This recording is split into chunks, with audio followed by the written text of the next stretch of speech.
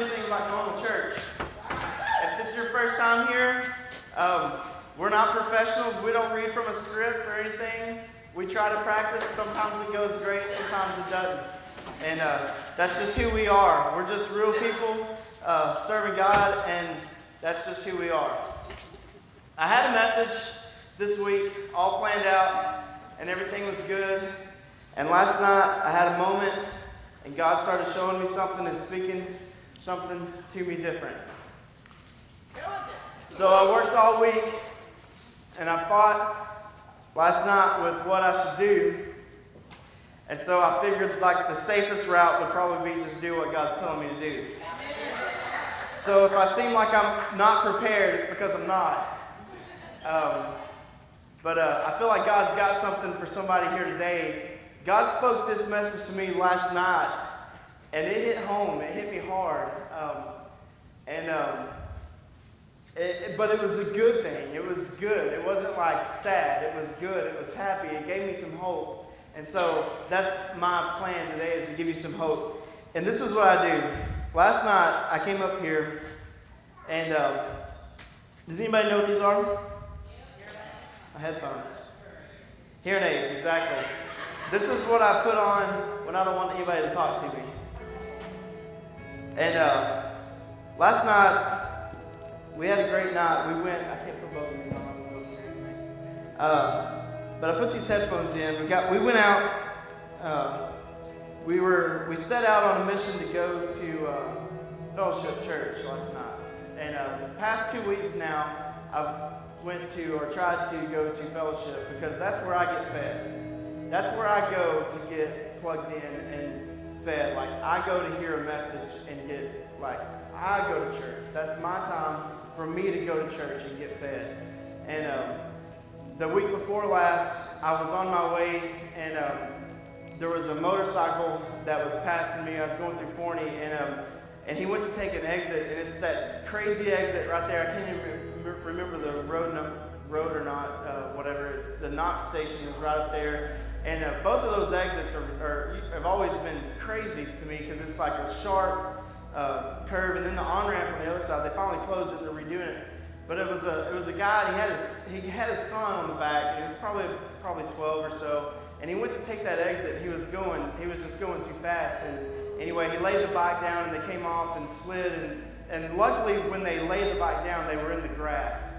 And so they had some scrapes and some burns and stuff, and nothing serious. But I stopped and helped them. And I didn't know what to do. I just stopped. I seen them. I wasn't watching them, but I seen them fall. And the first thing I thought was, I just thought they stopped. I didn't realize what was going on. And then I said, oh, this is not normal. It's not right. And the thought even crossed my mind, well, I've got to hurry up and get to church. And I've talked on this before, and I've taught on it before, and I almost fought with myself whether I should stop or not. Of course, I stopped, but the whole time I started looking at my watch because I had somewhere I had to be. But then I was like, you know what? It doesn't matter, because what matters is that I'm serving God. It doesn't matter if I'm going to sit in the services. What matters is that I'm serving God. And I started thinking about, of course, they didn't need a whole lot of help. They just needed help get the bike up, mess up the bike a little bit. And so we helped them get to a little bit safer spot. There was another person that stopped and helped them or whatever. And they got, they were okay. They weren't hurt.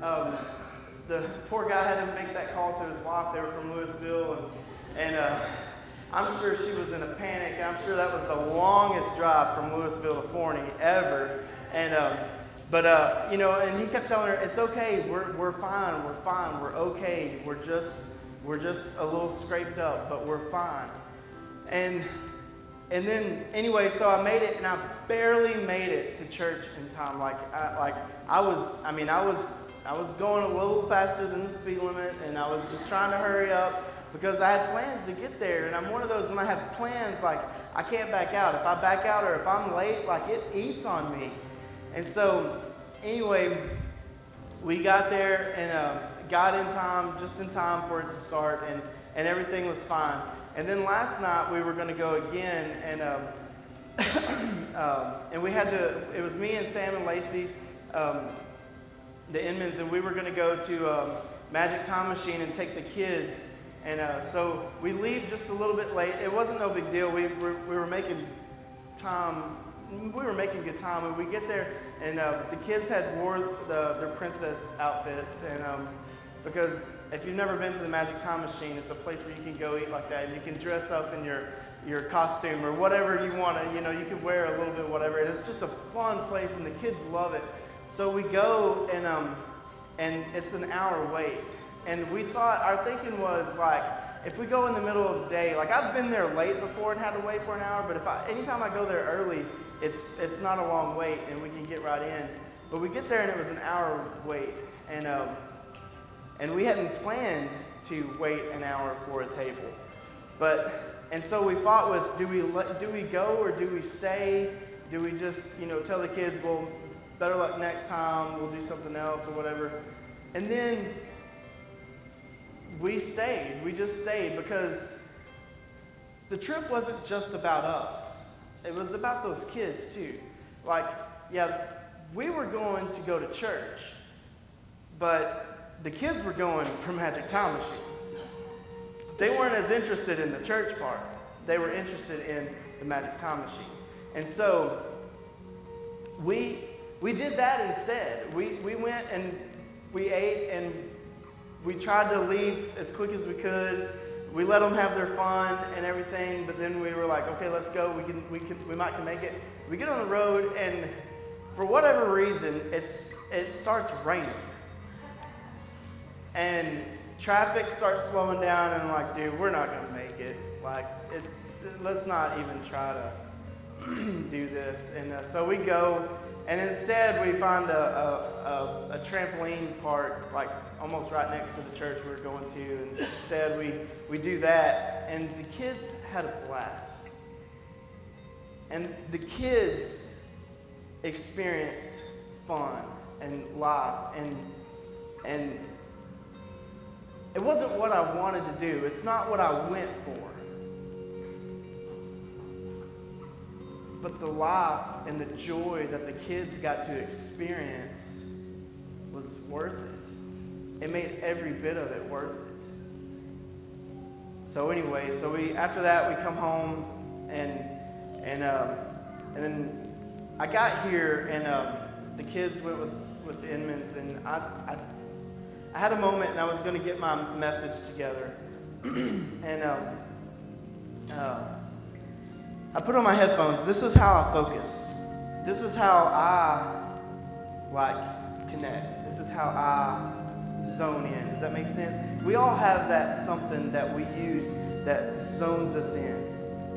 And I listen to this kind of music. I know you think I'm crazy, but this is what I listen to anytime I'm reading, or I'm in thought or prayer or anything like that, or sometimes I just need something different. This is what I listen to, like what you hear right now. So I put on my headphones, and I lean back in my chair, and I just start praying. I start praying that God will just speak to me, and that God will speak to us, and God will show us, driven life, these people, this place right here, how we can experience life, how we can experience God, and how we can be vessels to allow others to experience God. And so I just started praying, and then I opened my Bible and I started reading, and things started clicking, and it kind of made sense, and it kind of didn't make sense, and I felt like God was showing me something, but it didn't go with what I had planned to talk about. And so I was struggling. And so it's Saturday night, 9 o'clock,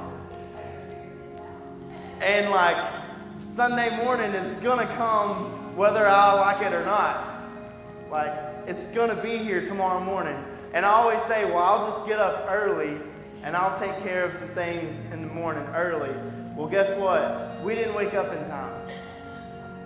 We woke up and the girl's hair was just I'm crazy.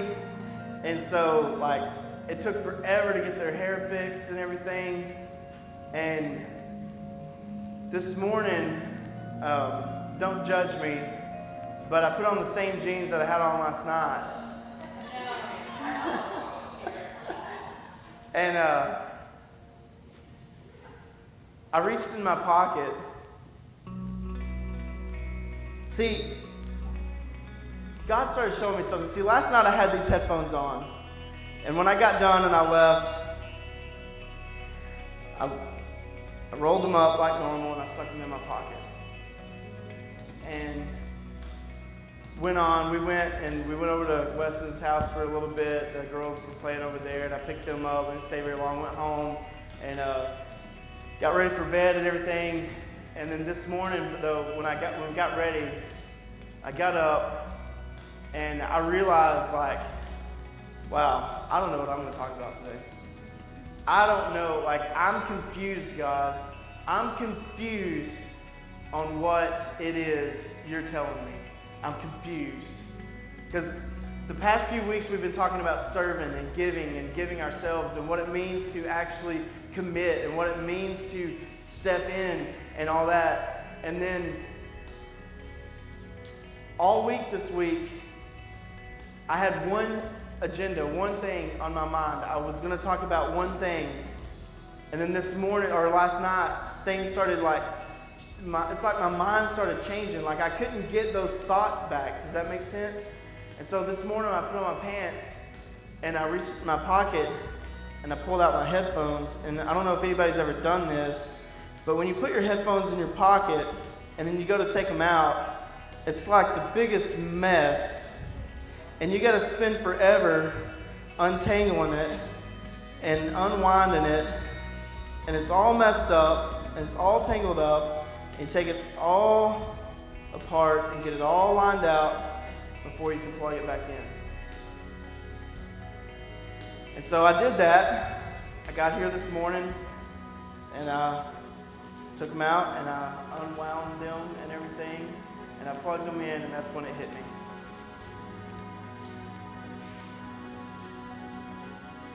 The minute we unplug from the source, our vessel gets tangled. Our vessel is no longer usable. As soon as we unplug from the source, see, when I'm plugged in, when I'm zoned in, everything's good. But as soon as I unplug, the slightest little distraction, the slightest little thing that doesn't go my way, doesn't go our way, it doesn't go as planned, we unplug and we stick it in our pocket and we go about our day, we go about our business, and then we start searching or we start looking or we start feeling something, and so we take that out and we have to, it's a mess. It's a mess. And so it takes work. We can't just jump right back in. We gotta like untangle it and fix it and like, see, I mean, I barely stuck them in my pocket for just a second. And it doesn't take but just a second to take your eyes off of the path. And all of a sudden, you're a mess, and then it takes work to get back on track. And that's what God was showing me. Like, the past 2 weeks, I had an agenda. And I didn't get distracted. I had my own thing in front of God. Like, I was worried about getting to church. I was worried about playing the song right. I was worried about doing everything just right. But I wasn't connected to the source properly. And that's something that we do here. We don't follow a script. We just serve. We just abide. And so all of a sudden, the verse that I read last night made sense. And I'm going to skip a lot, but it's going to be in John. This is maybe short today. You may get to go to lunch early today. It's going to be in John 15. You can keep the music going. It's cool if you want. I kind of like that. Is that all right with y'all? Seem weird? Is it all right? So I read this verse last night. I just opened my Bible. I wasn't trying to find this. I wasn't trying to look for it. But I read this and I kept reading it and I was like, but that's not what I was talking about. It says, I'm in John 15, verse 1. John 15, verse 1, if you're there. It says, I am the true grapevine, and my Father is the gardener. He cuts off every branch of mine that doesn't produce fruit, and he prunes the branches that do bear fruit, so they will produce even more. You have already been pruned and purified by the message I have given you. Remain in me, and I will remain in you. See, as soon as you disconnect yourself from the source, you may be going along with the right intentions or the right idea, but if you're not in tune with the source, if you're not plugged in, your vessel is not being used. Your vessel is just, you're using it for your own agenda. Does that make sense? Did I lose you? Because we can do everything right, but where is my heart? Because I didn't have to stop, for the guy and his kid on the motorcycle, because I was on my way to church. But that's not what God calls us to do. He's not worried about us sitting in the seats. He's worried about our body serving as the body is supposed to serve. Our body is to serve, is to love. And you can't serve without love. And if you love and you don't serve, I'm not talking about just serving in here. I'm talking about serving our community. Serving the ones around us. It's out of love. Why do we serve? It's because we love. And you can't have service without love. You can serve, but without love, what's it for? Is it for our own personal gratification? Is it for our own personal life? And that's what happened. I started thinking, why is it that we serve? What is the point? Why do we serve? Is it out of love? Are we more concerned about the little things, about being in the right spot, about being at church, rather than serving God? Is it for a look? Is it for what we look like? Or is it for a greater cause? We talked about that cause last week. We got to have a cause. And without that love, our service, it may look good, it may be good, but is it serving God? Are you allowing your vessel to be used? And I started thinking about that. There's a lot of things that I do, or that we do, that's not necessarily out of love. It's because we want to be recognized. That's why when we don't get credit, we get offended. When we feel like we deserve credit, we get upset and we get tired and we give up. Same thing in your job. If you don't get what you feel like you deserve, guess what? You start giving up. You start letting things slide. You start letting things go. You start coming in a little later. You start caring a little bit less.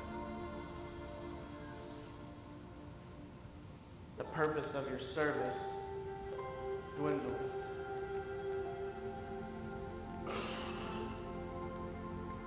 You follow me? And so I want to change that. I want to get connected, and I want to connect deeper, and I want to stay connected. I'm tired of my headphones being in a knot.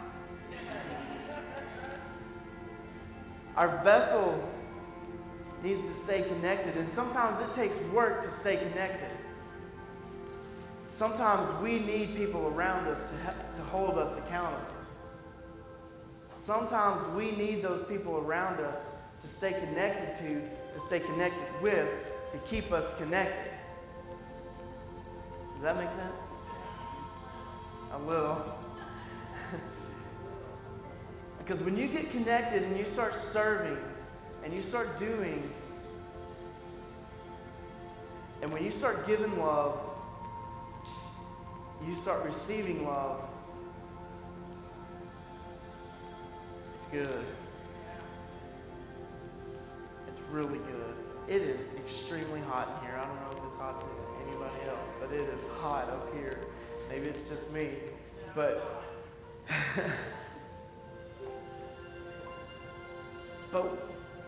but that's my question. We're coming up at the end of summer, and school's about to start back, and we're getting ready. Our staff is getting ready to relaunch this, like, new volunteer stuff and new purpose and new everything.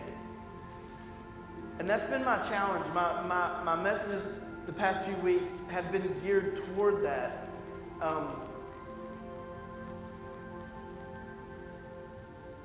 And that's what I want to ask. What is it that keeps us pushing in? What is it that keeps us stepping closer? What is it that keeps us going? What is it that keeps the wheels turning? What is it? See, when we give, we get. But we can't give just to get. We have to give because we love.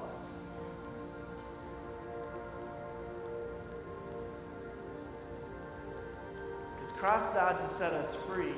And He set me free, and I experienced it face to face. And there's other people here that's experienced it face to face. And I know that day that I was set free, it changed everything. It changed everything. My life changed. And all of a sudden, the things didn't look the same anymore. All of a sudden, the things that used to be appealing were no longer appealing.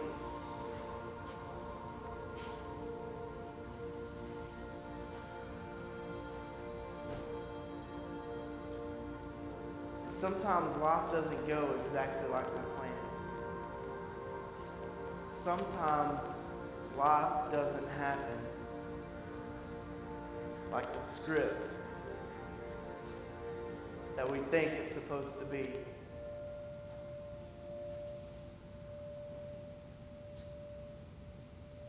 I struggle with days like today. I struggle big time with days like today because I know God is speaking to someone. And when God spoke to me to share that little part, I'm just going to read it again. This is the whole purpose of this message today. It says, I'm the true grapevine, and my Father is the gardener. This is Jesus speaking. I am the true grapevine, and my Father is the gardener. He cuts off every branch of mine that doesn't produce fruit. He prunes the branches that do bear fruit, so they will produce even more. You have already been purified, pruned and purified by the message I've given you. Remain in me, and I will remain in you. For a branch cannot produce fruit if it's severed from the vine. And you cannot be fruitful unless you remain in me. Man, that fruit, being able to produce, what is that fruit?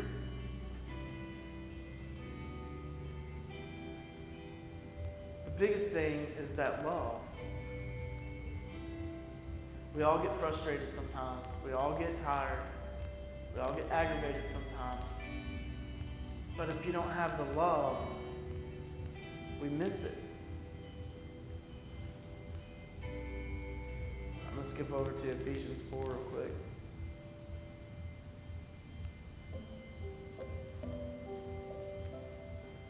We all make mistakes. You realize that, right? I had a coach one time, and I didn't understand his point until a lot later in life. And he coached track, and he used to say, We don't just need one guy winning first place. We need everyone participating, because if we need someone winning first place, second place, third place, fourth place, fifth place, sixth place. We need somebody winning every place. And I thought, I'm not going to run to win fifth place. And I didn't get it. But see, if the whole team was placing in every place, guess what? The other team don't even have a chance. My ringer's still on.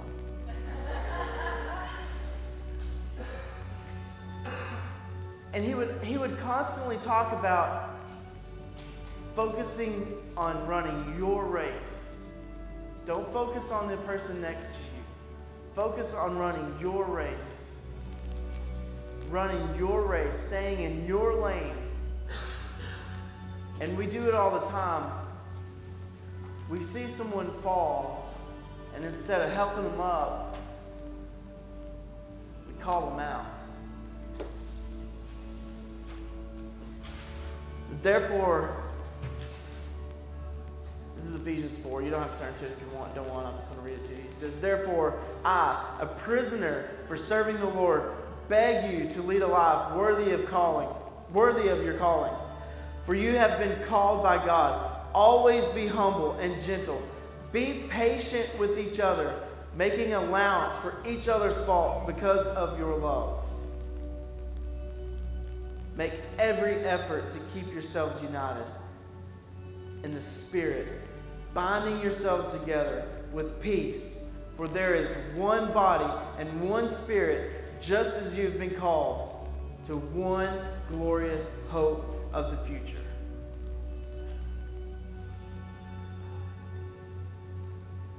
There's a lot of times it feels like we're working against each other, and we got to be working together.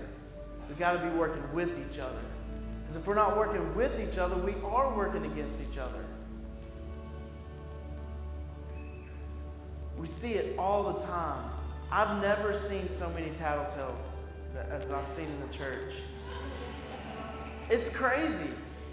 It's crazy. Like, my kids don't tattletale on people as much. But there's always gossip. There's always someone talking about someone. And that's the disconnect. That's where we disconnect. Gossip is one of the most deadly things. That tongue will get you in trouble. That tongue will get you in trouble. And gossip has been more deadly for this place than anything else. It doesn't matter how right we're doing things, there's always going to be someone say something. They're going to get an outside look, an outside glimpse of something that they're not sure about. And when they're not sure, guess what? They start talking. I got a word yesterday, and this was about something completely different, but it just came up yesterday. And the word from God was, understand the context before you understand the content. You have to understand the context before you understand the content. And that can go very deep.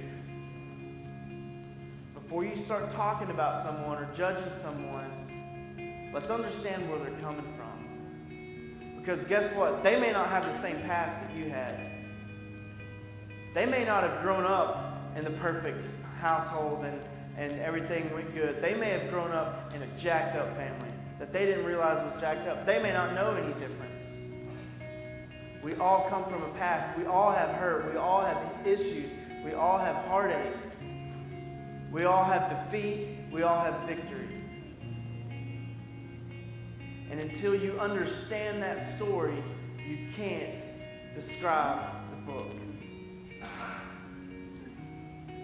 You can't understand the content.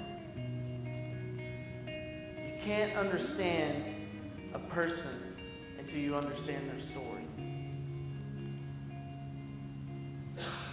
Because without understanding the story, we take our own ideas, our own assumptions, and we turn it into our own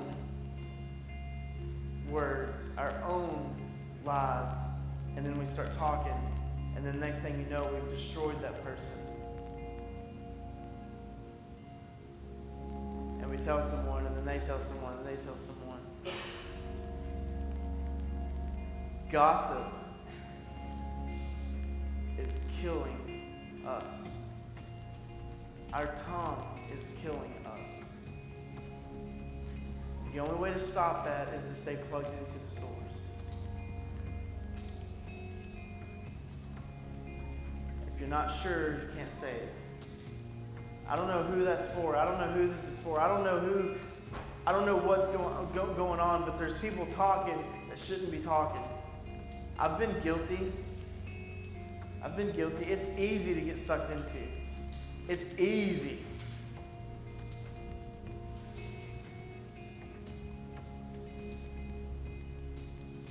But we're all on the same team, and until we get that, we don't have anything.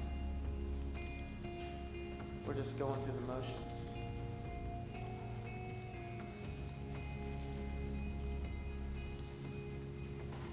Weird, huh? That's what happened. That's what happens to me. I have weird things all week. I don't get it. I don't understand it. But when God starts talking, all you can do is listen and share it. Do what He says to do.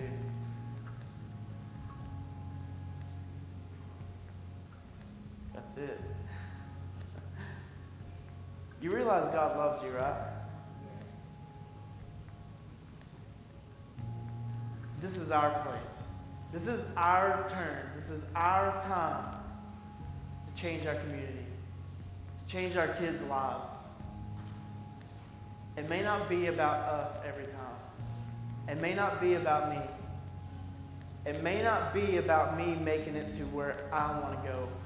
It may mean me stopping along the way to help someone get where they're supposed to go.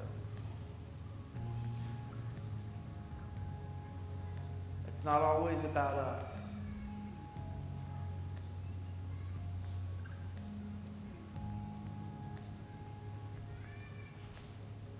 If anything, that's probably the most important thing. Seeing that our neighbor gets to their destination before we get to ours. That's the love of God. That's the love of Jesus.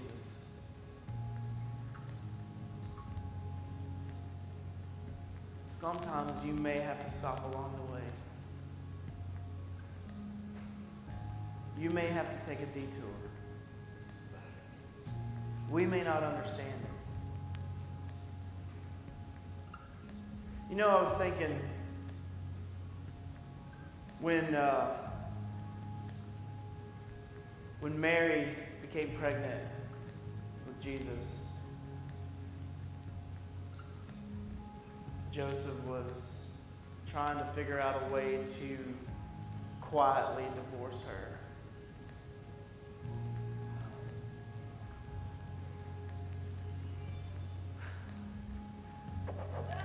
This thing. How many of us would have even given it a thought?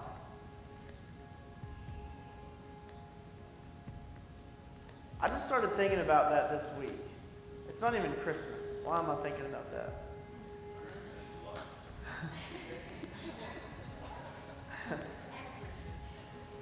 But have you ever thought about that? Like, that's one of those moments, like, what? I can't imagine that conversation. Honey, I don't know how to explain this. But I'm pregnant. It's not yours.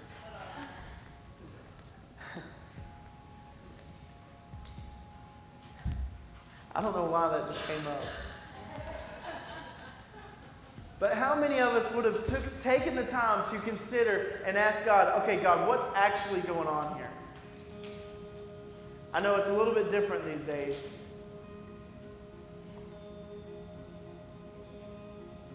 But I just can't imagine being in that position.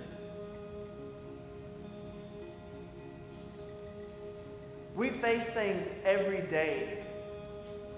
And because it's not what it looks like, we judge it by what we think it is, or think it should be, or could be, or whatever. And then we go to talking.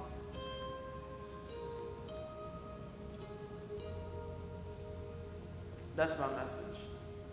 It's weird. I don't know. I don't even understand it myself.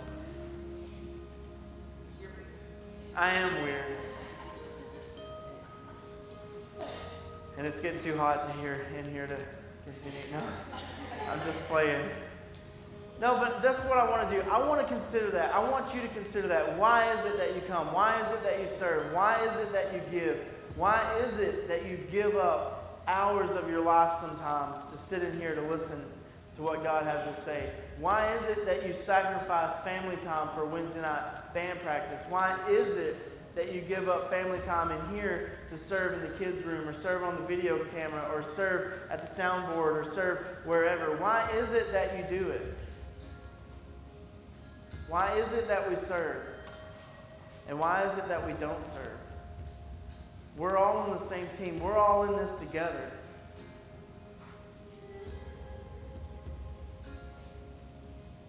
And I've said it so many times, until we can lock arms and run this race together,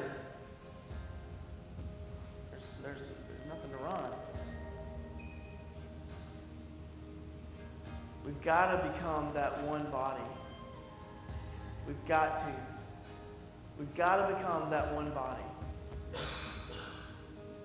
But it's those little things like gossip. And because we see someone out somewhere where we feel like they shouldn't be, we automatically assume they're doing all the things that they shouldn't be.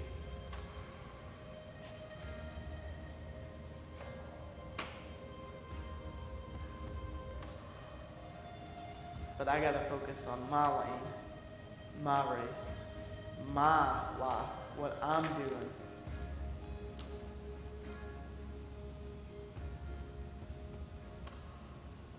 I don't know what else to tell you. I'm sorry. But I felt like there's something going on, and I don't know what it is, and maybe it's not meant for me to know, but God needed somebody to know that today. God needed someone to hear that today. It's okay to not do it perfect. It's okay when someone else falls. It's okay when someone else doesn't live up to your standards. It's okay. It's okay when we don't live up to someone else's standards. What's not okay is that we judge them by it.